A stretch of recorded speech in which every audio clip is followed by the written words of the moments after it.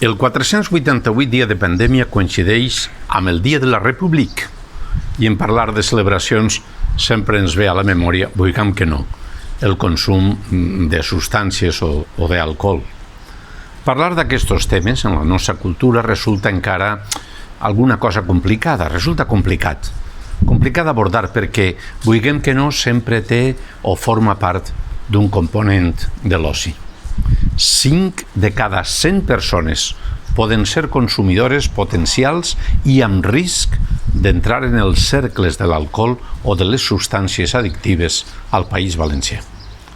És cert que aquestes xifres no són comparables amb les dades del Covid-19,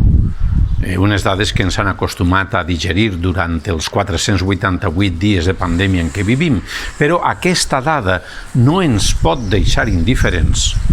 i hem de saber posar-li remei a base de més atenció i de més cultura.